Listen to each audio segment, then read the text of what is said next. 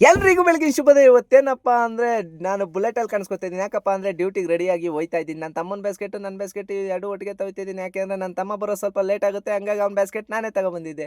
ಸೀದಾ ಬಂದವನೇ ನನ್ನ ಗಾಡಿ ಹತ್ರಕ್ಕೆ ಬಂದ್ಬಿಟ್ಟು ನನ್ನ ತಮ್ಮನ ಬ್ಯಾಸ್ಕೆಟು ನನ್ನ ಗಾಡಿಗೆ ಇಕ್ತೆ. ಯಾಕಪ್ಪ ಅಂದರೆ ಇವತ್ತು ಆಲ್ರೆಡಿ ಗೊತ್ತಾಗಿರಬೇಕು, ನನ್ನ ತಮ್ಮ ನನ್ನ ಗಾಡಿಗೆ ಹೋಯ್ತಾನೆ, ನಾನು ಅವ್ನ ಗಾಡಿಗೆ ಹೋಗಬೇಕು. ಯಾಕೆಂದರೆ ಅವ್ನು ಬರೋದು ಲೇಟು ಸ್ವಲ್ಪ, ಅದಕ್ಕೆ ಅವ್ನ ಗಾಡಿ ಲೋಡಾಗಿ ನಿಂತೈತೆ, ಅರ್ಜೆಂಟ್ ಹೋಗಬೇಕು. ಹಂಗಾಗಿ ನಾನೇ ಬಂದವನು ಬ್ಯಾಸ್ಕೆಟ್ ಎಲ್ಲ ಒಳಗೆ ಇಕ್ಬಿಟ್ಟು ಎಂಥದೋ ಹಿಂದೆ ರೋಲ್ ಇತ್ತು, ಏನು ರೋಲ್ ಇದು ಅಂತ ನೋಡಿದೆ. ಆಮೇಲೆ ಸರಿ ಆಯಿತು, ಅವ್ನಿಗೆ ಫೋನ್ ಮಾಡೋಣ, ಫಸ್ಟು ಗಾಡಿ ಎಲ್ಲ ಗಲೀಜಾಗ್ಬಿಟ್ಟೈತೆ, ಗಾಡಿ ಕ್ಲೀನ್ ಮಾಡ್ಕೊಳ್ಳೋಣ ಅಂತ ಬಟ್ಟೆ ತಗೊಂಡೆ. ಯಾಕಪ್ಪ ಅಂದರೆ ನನಗೆ ಗಾಡಿ ಕ್ಲೀನಾಗಿರ್ಬೇಕು, ಇಲ್ಲಾಂದರೆ ಮನಸ್ಸೇ ಇರಲ್ಲ. ಅದಕ್ಕೆ ಮೀಟ್ರು ಸ್ಟೇರಿಂಗ್ ಗೀರಿಂಗ್ ಎಲ್ಲ ಸ್ವಲ್ಪ ಧೂಳೆಲ್ಲ ಕೊಡುಬಿಟ್ಟು ಹಿಂದೆ ಏನು ಸ್ಥಿತಿ ಆಗೈತೆ ಅಂತೇಳ್ಬಿಟ್ಟು ಹೋಗಿ ನೋಡೋಣ ಅಂತ ನೋಡಿದ್ರೆ ನಮ್ಮ ಹುಡುಗರು ಆಲ್ರೆಡಿ ಲೋಡ್ ಮಾಡಿ ಬೆಲ್ಟ್ ಹೊಡಿತಾರೋ. ನನಗಂತೂ ತುಂಬ ಖುಷಿಯಾಗೋಯ್ತು. ಇನ್ನೇನು ಹೊಡೋಣ ಅಂತ ಹೇಳ್ಬಿಟ್ಟು ಇವತ್ತು ಎಲ್ಗಪ್ಪ ಲೋಡು ಅಂದರೆ ದೇವನಹಳ್ಳಿಗೆ. ಅಲ್ಲಿಂದ ಸೀದಾ ಬಂದು ನನ್ನ ತಮ್ಮಂಗೆ ಫೋನ್ ಹಾಕ್ಬಿಟ್ಟು ಏನಿದು ಅಂದೆ, ಆಫೀಸಿಗೆ ಕೊಡು ಅಂದ. ಆಫೀಸಿಗೆ ಕೊಟ್ಬಿಟ್ಟು ಬಂದೆ. ನಾನು ವೆಯ್ಟ್ ಮಾಡಿ ಬೇಜಾರಾಗಿ ಕೊನೆಗೆ ಮಲ್ಕೊಬಿಟ್ಟೆ. ಯಾಕಪ್ಪ ಅಂದರೆ ಇನ್ನೂ ಬಿಲ್ ಬಂದಿರಲಿಲ್ಲ. ಅದಕ್ಕೆ ಮಲಿಕೊಂಡು ಸ್ವಲ್ಪ ಹೊತ್ತು ರೆಸ್ಟ್ ತಗೋಣ ಅಂತ ರೆಸ್ಟ್ ತಗೋತಾ ಇದ್ದೆ. ಕೊನೆಗೂ ನನ್ನ ಕೈಲಿ ಮಲ್ಗೋಕ್ಕಾಗಲಿಲ್ಲ. ಸರಿ ಆಚೆಗೆ ಹೋಗಾರು ವಾಕಿಂಗ್ ಮಾಡ್ಕೊಬರೋಣ ಅಂತ ಹೇಳ್ಬಿಟ್ಟು ಆಚೆಗೆ ಹೊರಟೆ. ನೋಡಿದ್ರೆ ಭಯಂಕರ ಬಿಸಿಲು, ನನಗಂತೂ ಬೇಜಾರಾಗೋಯ್ತಾಯಿತ್ತು.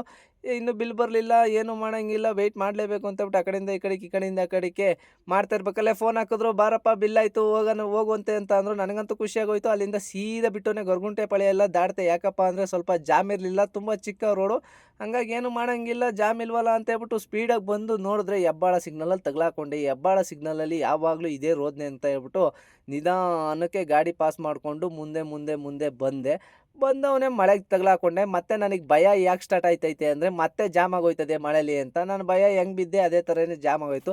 ನನಗಂತೂ ಬೇಜಾರು ಹಿಡ್ದೋಯ್ತು, ಏನಪ್ಪ ಮಾಡೋದು ಅಂತ ಹೇಳ್ಬಿಟ್ಟು ಸರಿ ಆಯಿತು ಅಂತ ಜಾಮ್ ಗೀಮೆಲ್ಲ ಕ್ಲಿಯರ್ ಮಾಡ್ಕೊಂಡಿದ್ದೆ. ಸೀದಾ ಅನ್ಲೋಡ್ ಪಾಯಿಂಟಿಗೆ ಬಂದುಬಿಟ್ಟು ಕಸ್ಟಮರಿಗೆ ಫೋನ್ ಮಾಡಿದೆ, ಬಾರೋ ವೆಯ್ಟ್ ಮಾಡಪ್ಪ ಬರ್ತೀವಿ ಅಂತ ಅಂದರು. ಸರಿ ನಾನು ಸ್ವಲ್ಪ ಹೊತ್ತು ಮಲಿಕೊಳ್ಳೋಣ, ನನಗೆ ಆಯ್ತಿಲ್ಲ ಅಂತ ಹೇಳ್ಬಿಟ್ಟು ಮಲಿಕೊಂಡು ಬೆಳಗ್ಗೆ ಎದ್ದು ನೋಡಿದ್ರೆ ಸಾಯಂಕಾಲನೇ ಆಗೋಯ್ತು. ನನಗಂತೂ ಬೇಜಾರಾಗೋಯ್ತು. ಕಸ್ಟಮರಿಗೆ ಫೋನ್ ಮಾಡಿದೆ, ಎಲ್ಲಿ ಸರ್ ಬರಲಿಲ್ಲ ಅಂತ.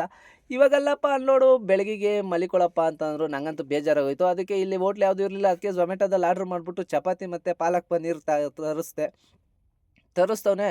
ನನಗೆ ಬಾಯಿಗೆ ನೀರು ಬರ್ತಾಯಿತ್ತು, ಹೊಟ್ಟೆ ತುಂಬ ತಿಂದ್ಬಿಟ್ಟು ಅಲ್ಲೇ ಮಲಿಕೊಂಡೆ. ಈ ವಿಡಿಯೋ ಇಷ್ಟ ಆದರೆ ಲೈಕ್ ಮಾಡಿ, ಶೇರ್ ಮಾಡಿ, ಸಬ್ಸ್ಕ್ರೈಬ್ ಮಾಡಿ, ಫಾಲೋ ಮಾಡಿ.